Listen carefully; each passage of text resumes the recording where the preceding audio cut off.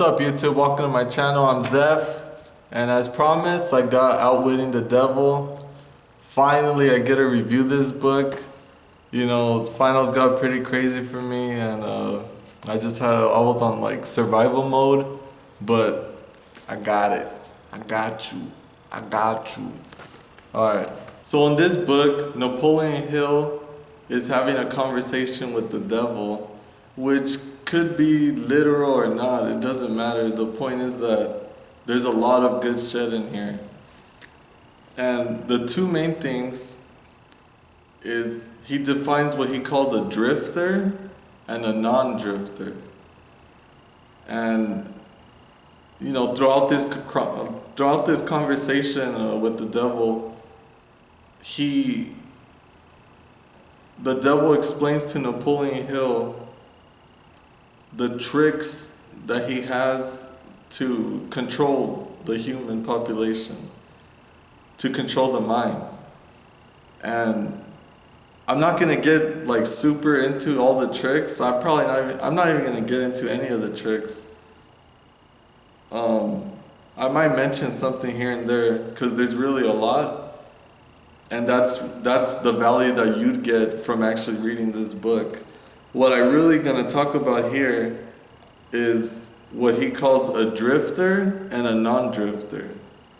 So a drifter creates self-made prisons in which men and women are confined to because of the fears they've created in their own mind. And so I'm just gonna read a quick passage here, right here. Those who do little or no thinking for themselves are drifters. A drifter is one who permits himself to be influenced and controlled by circumstances outside of his own mind. He would rather let me occupy his mind and do his thinking than go to the trouble of thinking for himself. A drifter is one who accepts whatever life throws in his way without making a protest or putting up a fight. He doesn't know what he wants from life and spends all of his time getting just that, fucking nothing. A drifter has lots of opinions, but they are not his own. Most of them are supplied by me, and this is the devil speaking. A drifter is one who is too lazy mentally to use his own brain. And you know, everyone knows a drifter. I'm sure you know someone who goes through life without really having a purpose. I know a few myself from my personal life. Their reality is their philosophy, and their philosophy is that they're young now and they want to party and live it up now and worry about like all the mature things, like, you know, what career you're gonna have, what are you gonna do with your life, what are you gonna do with your life later. And it should be the other way around. You while you're young and able and your health is hopefully at its prime level and your mind is as sharp as ever, you gotta be focusing on your career and what you wanna do with your life and what you wanna become now. And later, when your health has deteriorated a bit, hopefully you're still healthy, when your mind is not as sharp as it used to be, when your movements are not as, coordinated as they used to be, that's when you just like sit back and you enjoy the fruits of your labor that you did when you were younger. But these drifters, they don't think that way. They go out, they live for the weekend because they hate their job. You know, they're living paycheck to paycheck because they just spend all their money on new shiny things wherever they see on the TV or whatever their friends are getting. You know, they want to get that too. You know, they're just fucking up. They're just completely fucking up. And they're not the only ones at fault. The devil here explains how the parents and the religious instructors and pretty much anyone who has who's an adult figure in the child's life, how they affect them negatively, how they carry out the work of the devil for him by imposing their own negative thoughts and negative opinions and, you know, philosophies on the child. And so the child adopts all of those behaviors and is fucking doomed. And, you know, I'm sure you know a friend whose parents are not very supportive, or you know, the parents who just shit on their kids all the time and crush their aspirations and their dreams. And to give you an example about this, you know, actually a week ago my friend told me this that I didn't know. But he said that when he was in high school, he was never really good at math, but he really liked it. So you could like something and not really be good at it, and you know, you keep practicing, eventually you will be good at it. And if you practice enough, you'll become the best at it, which I think the number is 10,000 hours. I think once you put 10,000 hours into one like specific discipline, or you know, whatever you're doing, sports, then you'll become a master of that. And so anyways, so he's a kid in high school, doesn't know how to do math, but fucking likes it. And he goes to his principal to speak with him about getting into setting up his schedule for the next year. And he tells his principal that he obviously wants to, I think he wanted to do pre-calculus. And the principal was telling him like, no, you can't do that. Like, you're not mathematically inclined. You're just gonna fail. So, you know, just take these remedial classes. I think he was trying to put him into like statistics or something like that doesn't take a lot of math. And my friend, luckily, you know, luckily he probably had a very supportive upbringing. You know, his parents probably encouraged him to do whatever he thought he wanted to do, which is independently thinking for yourself. You know, luckily for him, he went against the advice of the principal and was able to spot that the principal shouldn't be telling him that he's gonna fail. The adult figure shouldn't be telling him what he can and can't do. That's not the principal's job, that's his job. And you shouldn't really be telling yourself that you can't do something if you want to do it. You know, so my friend goes on and he does pre-calculus and he excels. And now he's a physics major and he's doing really well. He's actually going to NASA this summer. He's at NASA already. I don't even know what city or anything, but yeah, don't let anybody tell you what you can or can't do. That's part of being a non-drifter. And so I want to read you a little bit more quotes about what is a drifter. So the first thing you will notice about a drifter is his total lack of a major purpose in life. He will never accomplish anything requiring thought and effort. He spends all he earns and more too if he can get credit. He will expect everything of others but be willing to give little or nothing in return. I used to know someone like that, but you know, you gotta move on. He will be loud in his condemnation of his government, but he will never tell you definitely how it can be improved. Oh my God. I remember one time I was in the airport. This is not really governmental, but it's along the same track. Me and my girlfriend went to Seattle, and when we were trying to come back to LA, our flight got canceled. Something with the engines, they had to cancel the flight. And there was like a small pocket of people that were actually smart about the situation and like were just trying to find out what they should do and just hanging out, being patient, like keeping it cool.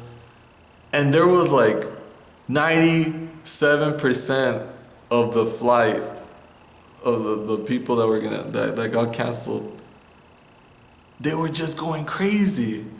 They were like giving the flight attendants all this shit and telling them, you know, I want my refund and I want a box of pizza too. Like, I need a hotel room for free and I want you to pay for my rental car. And it's like, are you fucking serious? Like, these people know nothing about, they're not responsible for anything. They just found out that the flight got canceled probably minutes before you found out because they have to tell you. And like, what the hell are they gonna do? They're not like in charge of any company. They're not gonna pay for anything. And even if they were, you know, that's totally like you just trying to milk everything. And so like, yeah, like I don't like people like that, like where they just like fucking bloodsuckers. But you know, continuing on with the description, he will eat too much and exercise too little. Fuck, that's me. He will criticize others who are succeeding in their chosen calling. He will tell a lie rather than admit his ignorance on any subject. Oh my, that's another one that gets me. If he works with others, he will criticize them to their backs and flatter them to their faces. That's probably politics. If you ask him questions, he gives you direct. Oh, okay, all right. So we hit what's a non-drifter. I was actually looking for this section earlier. I couldn't find it, but it's literally right here. So what I had talked about before has to do with drifters, and the second like big thing about the book is a non-drifter, like I mentioned earlier. So I'm gonna read you a couple things about that. So the first sign of a non-drifter: he is always engaged in doing something definite through some well-organized plan which is definite. He has a major goal in life toward which he is always working, and many minor goals, all of which lead toward his central scheme. You know, so most people have this huge dream that they want to accomplish, but no little things, no little goals that'll get them that big goal. But a non-drifter is a person who does the little things and eventually hit a milestone. And then they go a little bit more and they hit another milestone until they work for the life that they've been wanting since the get-go. A non-drifter knows exactly what he wants and is determined to get it no matter how long it may take or whatever price he must pay. If you ask him questions, he gives you direct answers and never falls back on evasions or resorts to subterfuge, which I don't know what the fuck that means. He extends many favors to others but accepts favors sparingly or not at all.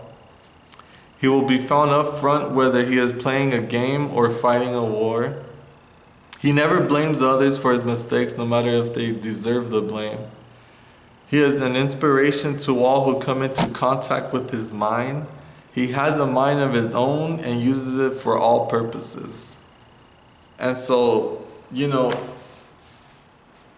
if you're trying to like better yourself and you're trying to get somewhere, you know, you're gonna go into obstacles that are just gonna put you down like really bad. And an example that I have for me like recently is, you know, obviously I'm still in college. The main thing that I'm doing right now is working towards my physics degree. And I'm doing these videos on the side because I fucking love reading. And I thought that, you know, everyone I talk to usually says like, oh, if I have time to read, oh, if I have time to read.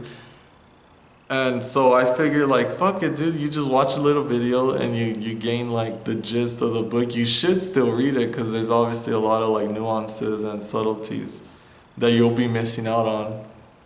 But, you know, this is me trying to help out.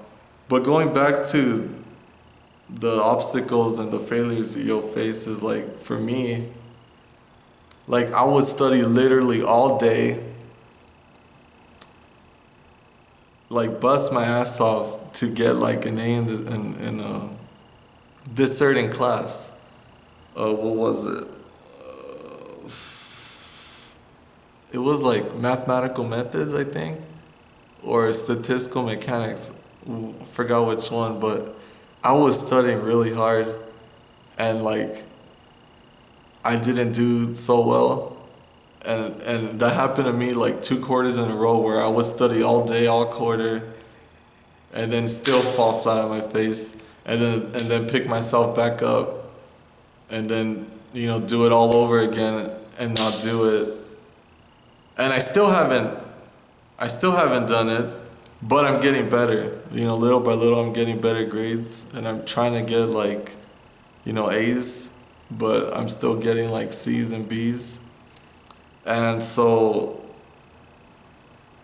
before, and my girlfriend can attest to this, like I would beat myself up really bad, like in my head, which is completely unhealthy. You should work on that if you're one of those people. But yeah, if I would do something wrong, I would be like, you're a fucking idiot, like, and it would affect me for like a week or 2 weeks. Like it would affect me, and I kind of thought it was a good thing. Like, you know how they say you need to be your worst critic to push yourself. But what ends up happening if you do it too long is that, and too harsh, is that it's counterproductive. You end up not really thinking you can do it, and you just like in this like negative mood all the time. And so I've been working on this for several months now, and I've cut down my time too, where if something bad happens to me, not like my tire pop, but like the example I gave about not getting A's in the exams, I've cut it down from weeks to a month. And so my goal is to get it like to like fucking seconds, like, oh, I didn't get an A. I already passed, keep moving on. I'm not there yet, and I've seen people who are, and it's pretty inspiring, but I'm gonna get there. And these are just little things that, this is what I'm working on. If you have a little problem, you gotta work on it too. You can do it. But yeah, definitely beating yourself up on the inside is not a good thing. So the quote I want to say is that the urge to continue was stronger than the desire to quit. And that's pretty powerful because, multiple times in the past, I've wanted to do something and I've really wanted it in my head, but I never really did it. And so this quote explains that, if you really want it, then that'll trump any resistance you have towards not doing it. The advice I'm giving you, I'm applying it to my schoolwork, and I'm trying to apply it to this stuff. So, maybe the first 20 whatever videos that I do, they're not gonna be like super original, unique, because I don't know what my take is. I don't know yet, but I will know later. And if I were to stop tomorrow, if I were to stop next month, if I were to stop next year even maybe, I would never reach that uniqueness that I was trying to pursue. And so, you gotta, right now I'm kind of imitating people that I admire, that do reviews, that do stuff like this. And I'm imitating them so that I could like pick apart what I like and what I don't like. And in a year or two, I'm gonna have my own take, and I'm gonna be unique. And so, just don't give up, man. Like, if you really want something, go do it. This is a super good book, by the way. You gotta check it out. I forgot. I think it was like $10 on Amazon. Go check it out. My next book's gonna be The 6 Pillars of Self-Esteem. So thanks for watching, subscribe and like, and I'll see you in my next video.